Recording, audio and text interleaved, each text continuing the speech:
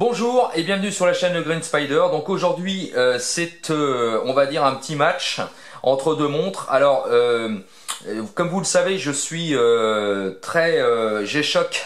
Ce sont des montres que j'apprécie particulièrement, tout simplement parce que elles remplissent quand même pas mal de fonctions.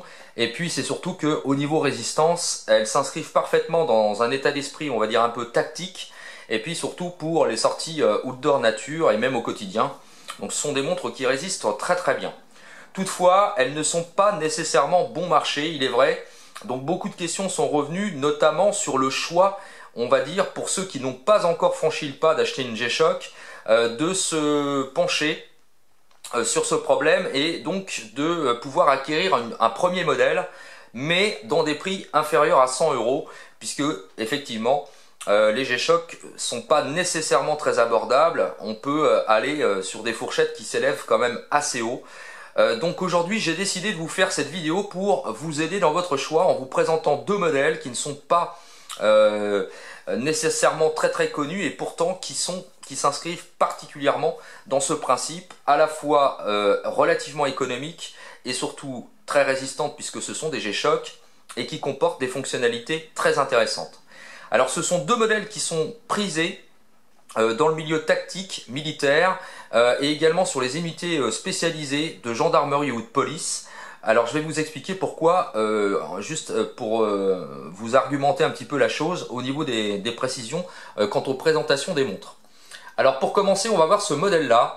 Alors celui-ci, c'est la version 7005, donc G7005, qui n'est pas un modèle très connu.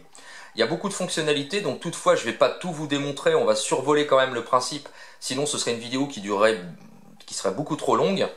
On a bien sûr une très bonne lisibilité, on est sur un volume qui est relativement réduit, on est sur 45 mm de large pour 55 mm de haut, donc c'est pas une montre non plus très grosse, hein, qui, comme on a l'habitude de le voir sur certains modèles G-Shock. On est, pour ceux qui connaissent un petit peu, sur le gabarit des 6009. Mais ça reste quand même relativement facile à porter. Ça c'est la première chose. Deuxièmement, on a un bracelet qui est texturé toujours sur le même principe que les G-Shock, mais avec un design un petit peu moderne, on va dire. Donc ça a un volume et un format, et surtout, enfin, au niveau du design, quelque chose de relativement actuel. C'est un petit côté un peu vintage, tout en restant quelque chose d'assez actuel. On a un cadran qui a une très bonne lisibilité, des fonctionnalités qui sont tout aussi intéressantes. Donc bien sûr, là on va avoir la possibilité de mémoriser un certain nombre de chiffres éventuellement, donc ça peut être des numéros de téléphone mais tout un tas d'autres choses. On a bien sûr différents fuseaux horaires avec toujours en haut à gauche l'indication quand même du pays d'origine, un chronomètre qui est assez intéressant puisqu'on peut aller de 1 minute jusqu'à 60 minutes à peu près avec un principe de répétition automatique, donc ça on y reviendra juste après. Le principe de la signalisation, bien sûr, à chaque fois qu'il y a l'heure, plusieurs mémoires pour les alarmes, et puis également la fonction snooze, si on veut la répétition des alarmes. On a également un chronomètre qui est assez intéressant et assez performant et qui peut aller monter jusqu'à 24 heures, donc c'est quand même pas négligeable. Voilà pour les fonctionnalités générales. Par contre, on a non pas 4 boutons, mais 5. Avec celui qui est ici, le bouton central, qui va lui permettre d'avoir un accès direct aux fonctionnalités à la fois de compte à rebours et puis de chronomètre. Alors, ce qui est intéressant, c'est que justement quand on enclenche le chronomètre, enfin le compte à rebours par exemple, on peut enclencher le compte à rebours automatiquement avec ce bouton, revenir au mode classique de l'heure, ce qui n'empêchera pas que, bien entendu, le compte à rebours va continuer à défiler, et puis ça permet d'avoir toujours la bonne lisibilité de l'heure, et quand le compte à rebours arrivera à la fin, la montre se mettra à sonner, vous remontrera le chronomètre arrivé à échéance, et puis si vous avez activé la fonction automatique de remise à niveau, il se relancera automatiquement, et donc il n'y aura plus que éventuellement à appuyer sur le bouton central pour le stopper définitivement sans être obligé de revenir dans le menu ici pour l'affichage. Donc ça c'est plutôt intéressant. Voilà, et ensuite il suffit de le remettre à 0.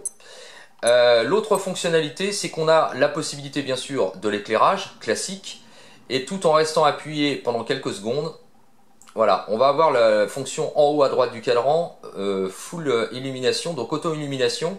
Donc ça permet que quand le bracelet est incliné d'environ 45 degrés, la montre s'allume automatiquement, donc ça peut être utile.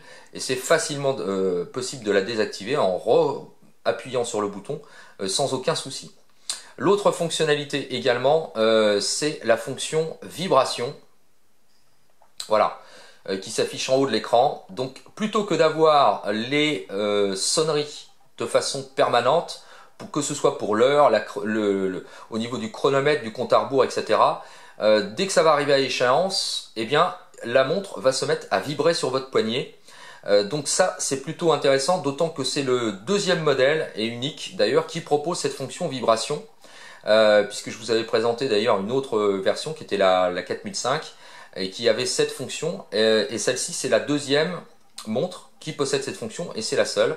Pareil, pour désactiver, il suffit de réappuyer sur le bouton et on entend un petit bip qui signifie que la fonction vibration est stoppée. Voilà, donc c'est vraiment une montre très facile d'utilisation, qui est à un prix assez intéressant, puisqu'on est à peu près dans les 60 €, entre 60 et 70. Toutefois, c'est pas facile de la trouver parce qu'elle est vraiment en rupture un petit peu partout. Par ailleurs, elle s'inscrit un peu en marge de la production générale de G-Shock. Je vous laisserai quand même les liens, bien sûr, que ce soit pour ce modèle ou pour l'autre, en lien direct de Casio Europe, pour que vous puissiez aller voir les différentes fonctionnalités. Alors, je vous conseille d'aller sur Amazon, d'aller vous inscrire, donc, enfin d'aller sur la petite recherche, dans la barre de recherche, vous tapez montre G-Shock Casio 7005. Vous tomberez sur ce modèle qui est possible d'être commandé.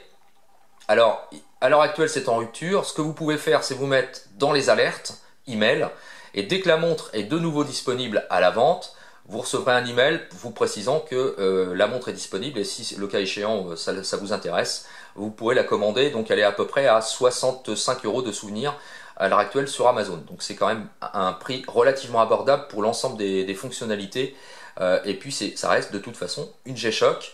Dernière précision pour ce modèle, la pile est garantie 5 ans d'utilisation, donc c'est quand même relativement économique. Voilà, donc ça c'était pour le modèle G7005. On va regarder juste là pour vous montrer, voilà, G7005. Maintenant je vous présente ce modèle là. Alors ça c'est un petit modèle également. Alors on est sur 40 mm, 43 mm de large pour 45 mm de haut, donc on est sur un modèle encore plus petit, enfin légèrement plus petit que le modèle de droite que je viens de vous présenter. Celle-ci, c'est une montre qui est très prisée, donc comme je vous l'avais dit, dans le milieu tactique militaire, tout simplement parce que elle a également beaucoup de fonctionnalités. Elle a une très bonne lisibilité, peut-être un peu plus que l'autre, en effet de comparaison, puisque les chiffres sont au milieu. Elle est très facile de synchronisation, c'est-à-dire que, comme vous le savez, dans le milieu militaire, tactique, etc., on a besoin de l'exactitude au niveau de la précision de l'ensemble des hommes qui sont sur le terrain. Donc pour caler, à partir du moment où, bien sûr, tout le monde possède la même montre, au niveau du synchro des minutes et même des secondes, c'est extrêmement facile de le faire. Donc c'est une montre qui est très prisée pour ça. Elle est prisée également parce qu'on est sur un volume qui est très réduit. C'est une G-Shock bien sûr, elle résiste quasiment à tout. On a une très bonne lisibilité. Donc c'est pour ça aussi que c'est une montre qui est très prisée. Et puis c'est surtout aussi que c'est une montre très abordable, puisqu'on est aux alentours de 80 € pour ce modèle là. Donc il y a 3 modèles différents. Je vous laisserai bien sûr le lien en dessous pour que vous puissiez aller voir. Pareil. Alors les fonctionnalités sont plus classiques, même si ici on reste également sur un principe. Alors là il y a un mot de passe à taper bien entendu pour accéder au sous-menu, mais vous avez la possibilité de garder en mémoire un certain nombre de chiffres et puis de mots éventuellement. Donc ça peut être tout un tas de choses. On a bien sûr d'autres fuseaux horaires qui sont possibles d'être mémorisés dans la montre.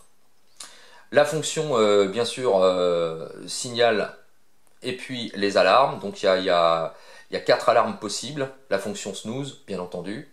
Voilà. On a également une fonction chronomètre avec fonction répétition ou non, un peu comme sur le même principe. Donc quand ça arrive à échéance, automatiquement la montre va se mettre à sonner. Donc on peut aller de 1 minute à 60 minutes, tout comme l'autre. Et c'est pareil, il y a la fonction donc répétition, comme on peut le voir sur le petit cadran là sur le côté. Voilà, il y a un petit système de remise en route en permanence. Alors ça peut être intéressant. Pourquoi? La fonction répétition, je pense notamment à tous ceux qui pratiquent les activités outdoor. Quand on fait du trek, qu'on marche, je vous en avais déjà parlé, mais il ne faut pas attendre d'avoir besoin de boire, d'avoir soif pour boire. Donc on peut caler la montre par exemple toutes les 10 minutes ou 15 minutes et elle va se mettre à sonner de façon répétée pour vous inviter à boire. Ça peut être aussi pour un principe sportif, pour différentes pratiques, donc c'est plutôt intéressant également. Alors pareil, quand ça arrive au bout du chronomètre, alors elle va se mettre à sonner avec des sonneries qui sont assez audibles, c'est assez fort quand même, vous allez pouvoir le constater tout de suite. Voilà. Et comme on peut le voir, avec la fonction répétition, elle repart automatiquement. Voilà. Alors bien sûr, on peut l'arrêter, hein. On la remet après à 0. Alors, toc. Voilà. Fonction chronomètre, également, très très précis. Voilà. Pas plus de fonctions, donc ni plus ni moins. Fonction éclairage, pareil, donc c'est le même principe, on reste le doigt appuyé, et on a la fonction auto-illumination, donc quand on incline, voilà, quand ça manque de lumière, ça va s'allumer automatiquement. Bien sûr, on a la possibilité de suspendre les alarmes. Par contre, il n'y a pas de vibration sur ce modèle-là. Voilà. Donc là, on est sur un modèle pratiquement similaire en épaisseur. On est sur quelque chose qui est à peu près identique. Par contre, elle est un tout petit peu plus petite. Le bracelet est vraiment très très confortable. On la sent pas du tout. Elle fait 67 grammes celle-ci, donc elle est vraiment très très légère. Et donc quand on l'a au poignet, on la sent vraiment pas. Donc comme je vous l'ai dit, c'est une montre qui est très très prisée dans les milieux professionnels, donc tactiques. Et puis c'est surtout que au niveau résistance, elle résiste très très bien. Par ailleurs, le bracelet est assez grand pour pouvoir être positionné sur un vêtement par exemple. Donc ça peut être aussi sur un principe de lisibilité. Et puis on peut l'inscrire aussi à l'intérieur du bras, c'est-à-dire qu'au lieu de l'avoir au-dessus, on peut la mettre à l'intérieur. Ça gêne pas particulièrement du fait de son petit gabarit. Voilà. Donc ça, il y a plusieurs modèles, hein, enfin plusieurs versions de ce modèle-là. Autant pour celle-ci, il n'y a qu'une seule version, c'est-à-dire celle-ci. Donc c'est 1VER. Voilà. Autant celle-ci, il y a 3 modèles différents.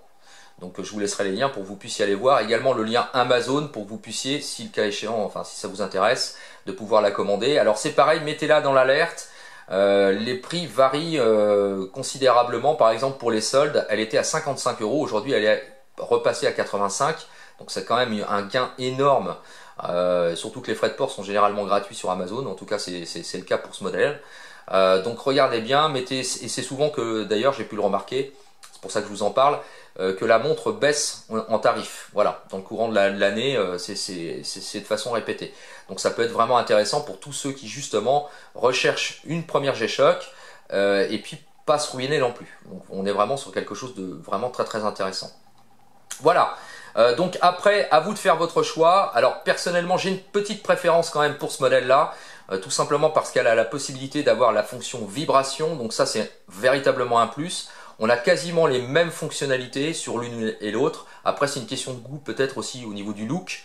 Je vous ai volontairement présenté les deux mêmes modèles, enfin dans la version 1VER, donc version classique, on va dire noire, avec les écritures rouges, pour que vous puissiez vous rendre compte.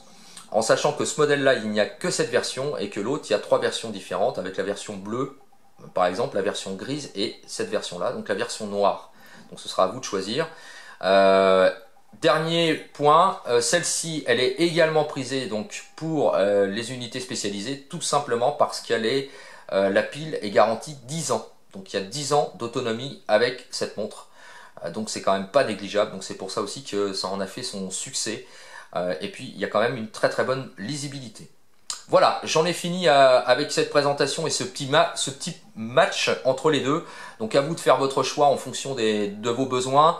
Donc regardez bien, voilà, j'espère que cette vidéo vous aura plu. Comme toujours, si vous avez des questions ou des commentaires, n'hésitez pas, c'est en bas que ça se passe ou par message privé. Je vous dis à très bientôt pour une prochaine vidéo et d'ici là, comme toujours, portez-vous bien et carpe diem, salut!